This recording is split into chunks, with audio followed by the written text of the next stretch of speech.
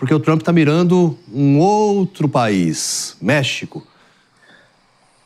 Exatamente, David. Se por um lado a situação arrefeceu, deu uma esfriada com a Colômbia, por conta dessa ligação com o Petro, Donald Trump girou a metralhadora dele, girou o olhar dele para outro lugar e foi para o México, país vizinho à Colômbia. Cláudia Sheinbaum está na linha de tiro de Donald Trump, viu? Ele afirmou o seguinte, abre aspas, os Estados Unidos podem sim realizar ataques por terra contra cartéis de drogas no México e que isso, segundo o presidente dos Estados Unidos, estaria cada vez mais próximo de acontecer, dando aí a certeza do motivo das operações marítimas estarem ainda acontecendo no Mar do Caribe e no Mar do Pacífico. A gente relembra que aquela operação, a Lança Sul, que acontece em águas internacionais, ali muito próximo da Venezuela, né, cerca de 100 quilômetros apenas de Caracas, tanto em águas do Caribe quanto em águas do Pacífico, segue acontecendo. E aí ontem Donald Trump disse o seguinte, que um outro ataque poderia acontecer à Venezuela nas próximas horas e que esse ataque foi cancelado, por um motivo que já eu explico. Mas o que ele fez? Olha, já que ele cancela possíveis ataques contra a Venezuela e começa a conversar com a Colômbia e o México. Então ele virou o olhar para lá e disse o seguinte, abre aspas, vamos começar agora a atacar por terra os cartéis, fecha aspas. Eles estão controlando, ainda segundo Donald Trump, e matando pessoas aqui nos Estados Unidos. Segundo Trump, entre 250 e 300 mil pessoas morrem todos os anos aqui nos Estados Unidos. Essa entrevista foi concedida à rede de TV norte-americana Fox News. Agora, ele não apresentou dados concretos, números que ele trouxe. Da onde que são esses números? A fonte exata. Donald Trump não trouxe.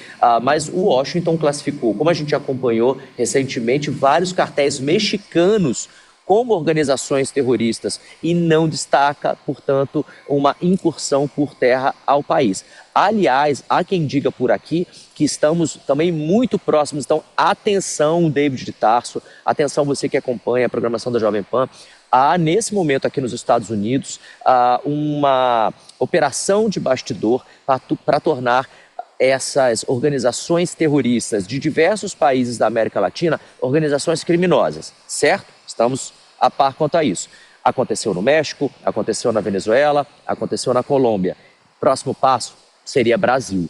Não está descartada a possibilidade de organizações criminosas no Brasil, como por exemplo o Comando Vermelho e PCC, que já têm integrantes de suas bases sancionados pelos Estados Unidos, serem transformadas em organizações terroristas internacionais. Isso daria o direito, por lei dos Estados Unidos, fazer intervenções, como fez na Venezuela, como supostamente faria na Colômbia e como supostamente agora pode fazer no México. Então, muita atenção, porque os países da América Latina, David, estão aí na mira de Donald Trump.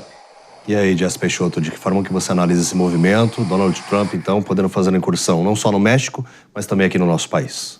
Eu acho que o Donald Trump está se aproveitando de uma lógica muito forte de que ele está num momento de extremo poder por conta da captura de Nicolás Maduro e está jogando com isso em relação a causar um certo temor e, por que não dizer, terror em outros líderes. É muito interessante para mim avaliar a mudança de postura do Petro, né? Porque no começo, Donald Trump até fala na entrevista que talvez a Colômbia, porque tem um cara lá que gosta de vender, dando a entender que o Petro venderia drogas. E aí o Petro vai de uma maneira bem belicosa, forte. E aí, de repente, num telefonema, ele vira um querido, best, vou viajar, vamos aí conhecer a Casa Branca.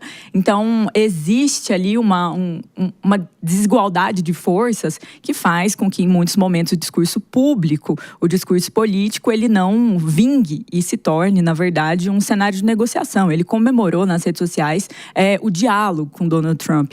Vemos isso no caso brasileiro também. O presidente Lula, em muitos momentos, foi voraz contra Donald Trump, mas na hora do encontro, queridos também. E eu acho que a presidente do México, ao longo de todo o seu mandato até aqui, sempre teve uma postura mais amigável até que os outros dois citados. E que nesse momento momento ele está aproveitando dessa narrativa, dessa situação da vitória, por assim dizer, que ele coloca em relação à captura de Nicolás Maduro e capitalizando em deixar em aberto as bravatas, como ele sempre faz, em relação a outras localidades. Então, não necessariamente isso vai acontecer. O quão provável eu acho que os Estados Unidos façam uma interferência no Brasil em relação ao combate das organizações criminosas? 0% provável. Eu acho extremamente improvável que isso aconteça.